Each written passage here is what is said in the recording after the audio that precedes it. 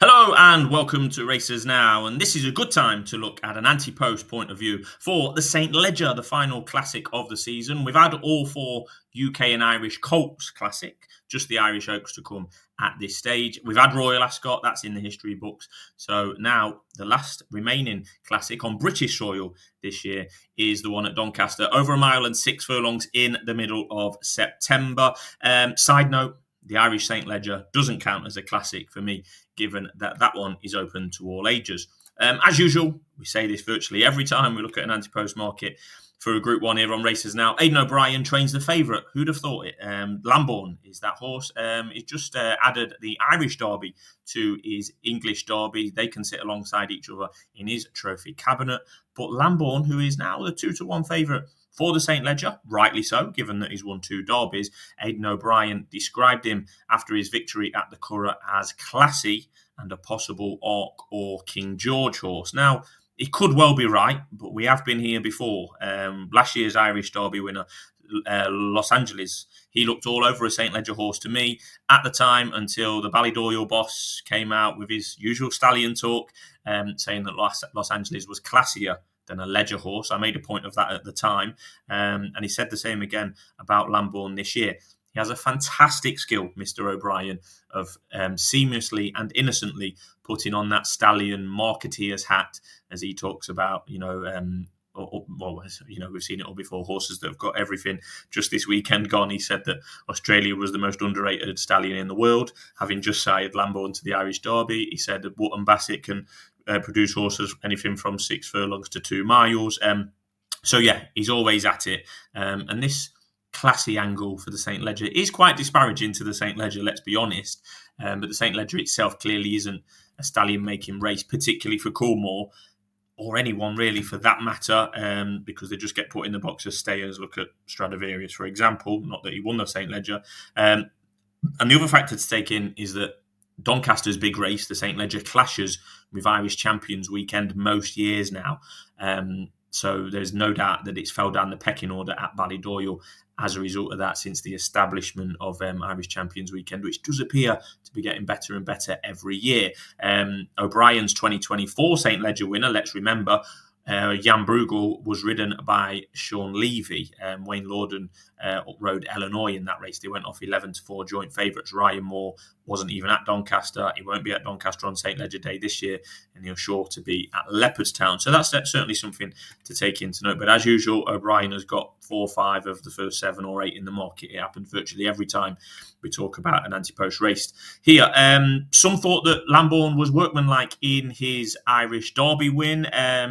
He had to battle for much of the last couple of furlongs to beat 28-1 stablemate Serious Contender by a neck. Serious Contender went 1.37 in running to win that race, so they thought that Lambourn was going to get beaten, but he was very much in control at the line, had to battle, ridden from near the front again. I think there was 10 runners in the Irish Derby.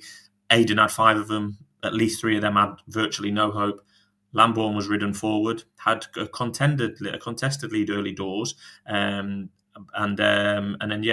the Ralph Beckett second choice, I think was up there with the pace at the Irish Derby, and then Serious Contender sat second or third, and they was the ones that finished 1-2 miles clear of the others. But the odds makers appeared not to be impressed to start with by Lambourn's in the immediate aftermath of Lambourn's Irish Derby win, because they pushed him actually out to 2-1. He was maybe 7-4 for the St Leger before the Irish Derby. They pushed him out to 2-1 on the back of that. I thought that was a bit harsh, to be honest. The clock bandits say that it was a good time. Serious Contender might well just be a serious horse. And like I say, Lambourn did do it from the front. And often when horses go from the front, it doesn't lend itself to visually impressive victories, if you like, or big margin wins, given that they're doing all the hard work for himself. But as stated by his trainer, Lambourn looks unlikely at this stage to be going to be Doncaster or to be aimed at Doncaster. But I wouldn't be completely surprised if Lambourn did turn up at Doncaster. Maybe he might take in the King George in between. We've had it before where there's been plenty of, particularly even O'Brien runners that have ran in the St Leger, even won the St Leger, and then still gone to the Arc, 2 or 3 weeks later. Leading Light, Capri, Camelot, I think, all ran in the St. Leger and then turned up a couple of weeks later in the Ox. I wouldn't rule that out, but not so much in recent years. It probably is two big racers too close together to have success in both. But I wouldn't be completely surprised if Lambourne runs, but he does look unlikely at this stage. He would probably be odds against, if you like. Will he run at Doncaster Market? And even if he does, is Lambourne a superstar? Is he worth taking on in this market? I think so, yes. We're going to come on to that in a couple of minutes or so. Charlie Johnston's Lazy Griff has been second in the English Derby, third in the Irish Derby, ridden way too far back in the latter at the Curragh at the weekend, miles back. It's a front runner's course, and I think William Buick rode him for the first time. It was way too far back. Finished well. He finished well to be third over in Ireland. You'd have to consider him a St. Leger contender. He's a likely runner at this stage, just with his connections, trainer, the way his racing style. Definitely stays. Possibly go to something like the Gordon Stakes at Goodwood or the Voltager at York, well-known trials for the St. Leger. The Johnstons apparently love Goodwood, as we are told, every year. So you won't be surprised if on his way to Doncaster, Lazy Griff went to something like the Gordon Stakes. I think he's lacking that sexy profile, as we often say on this channel, SD and myself, Lazy Griff. But he is 9-1. He's a definite contender, and I think he's a very likely runner at this stage. So it does need to be taken seriously. Is he worth betting at 9-1 when he might be 5 or 6-1 on the day? We are 3 months away from the race, or 2.5. So it's not worth taking now, but he's a definite contender. Tennessee Stud is next in the market. He's got close form ties with Lambourne and Lazy Griff. Tennessee Stud was third at Epsom, fourth at the Curragh, although Joseph O'Brien, was pouring cold water when asked if Tennessee Stud was a St. Leger horse. He was pouring cold water on that. He didn't outright say no, but he made it that there might be other options for him, possibly over shorter trips like 1.5 miles, possibly on international soil as well. So Tennessee Stud by far is not a St. Leger contender at this stage. It probably could be on his profile. Another one that probably does stay, maybe not as good as Lazy Griff, but yeah, he would be in that mould, but I do think they will go elsewhere with him. So you could probably put a line for him as well. So Stay True is next in the market, another O'Brien horse. He was second behind stablemate Puppet Master in an absolute terrible renewal of the Lingfield Derby trial back in May, and he's not been seen since this Stay True. Like I say, second behind Puppet Master. Puppet Master ran in the Irish Derby, nowhere. He was 9th of 10, so that's not exactly helped the form line of what looked a very poor renewal of the Lingfield Derby trial. So that's the top 4 in the market that I've brushed over. At least 3 of them I don't think will run. In Lambourne, Tennessee Stud, and Stay True. I don't think they'll run. Lazy Griff will probably run, but I think he's worth taking on anyway. So you can add a 5th to that list of horses that I'm ignoring really at the top of the market, because Minnie Hawk is next in the list. I think she's very good, but I think she's a very unlikely St. Leger winner. O'Brien doesn't tend to race that many fillies actually in the St. Leger in recent years, that's for sure. So yeah, Minnie Hawk's in there at best price 14-1. She's as low as 6-1. On talent, she's very good, but I don't think she's going to be running in the St. Leger. I think she's very unlikely for that, but I do like her. So that's the first 5 in the market that I've got big question marks over. So there must be value somewhere, and I think the value lies with Merchant for William Haggis. He's a standout 14-1 at time of recording with one firm, 12-1 generally. That's not short enough for me about this Merchant. I think he's gone under the radar with just how impressive he was at Royal Ascot when winning the King George V handicap. He tanked through that race if you watch it back. There was more horses in front of him than behind him when coming into the short straight at Ascot.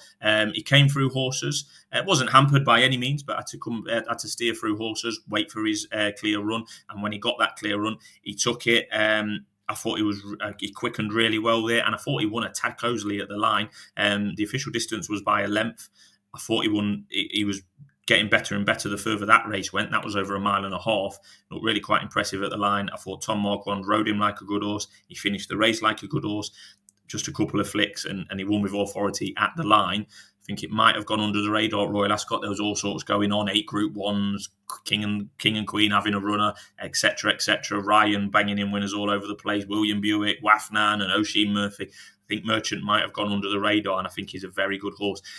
Second that day at Ascot in that handicap at over 1.5 miles was Serious Contender, and he led throughout that day. whereas Merchant came from off the pace. Serious Contender was bang up there throughout, and Serious Contender went and finished second in the Irish Derby, so that has done the form all sorts of good for Merchant. Haggis had actually put Merchant in the King George proper at the end of July, a week prior to the Royal meeting, so that was even before he ran in that handicap at Ascot. Haggis thought him good enough to stump up a little bit of cash and put him in the King George, so that's a definite signal of intent there, and that is certainly not usual William Haggis behaviour, to put a horse that is yet to run in Patton Company into the King George, one of the biggest and best all-age Group 1 racers in Europe. That was before Royal Ascot, and also on Merchant's last run, or most recent run before Ascot, he went to York and won a handicap there, and there was a horse called Rahib in second. Again, Merchant won it with authority. The further they went, the better he looked. Travelled well, quickened well, never looked like getting beat that day at York. Well, Rahib was second, and Rahib is now £15 higher in the official ratings than when those two met at York. Rahib ran with a lot of credit. I think it finished third or fourth in a separate race at Royal Ascot a couple of weeks ago. So the signs are there from a form point of view. It's starting to stack up. I still think Merchant's going under the radar, and he's still a decent price at 14-1. He's 33-1 for that King George engagement that I mentioned. That's in late July. Clearly, if Merchant runs in the King George, having come out of a handicap and running in the Group 1 King George on his next start, he would quickly and probably go into the too classy for a St. Ledger box that Aidan O'Brien spoke about over the last couple of years. He might well end up in there, but it would be very, very unusual for the Haggis team to go from a handicap to an all-age proper Group 1 like the King George, particularly with a 3-year-old. I like that he's got the entry. It signals that Haggis thinks he's got a good horse on his hands, but he is usually pretty patient, Haggis. We saw last year with Economics, we've seen it with Baid in different years, and they've made the big calls, particularly with Economics. He smashed in the Dante. They missed the Derby. They stuck to the plan. So yeah, hopefully that entry in the King George is just in case kind of thing, and I'm hoping that he could run in the King George, run okay, and still be a big contender for the Ledger, but there's not many horses nowadays that run in the King George, never mind win it, and still go to the St. Ledger in the same season. That is pretty rare.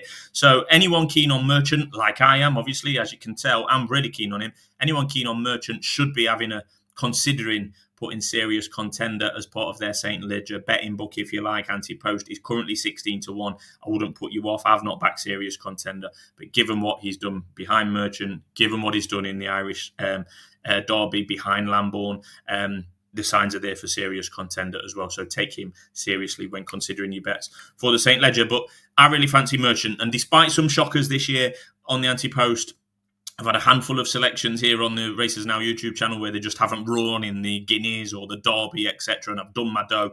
That's what happens in anti-post betting. But to be fair, my anti-post betting is in front courtesy of Lead Artist at 25-1 for the lock-in. So fingers crossed we can deliver again. On Merchant is easily the best anti-post bet I've struck this year. I really like the price.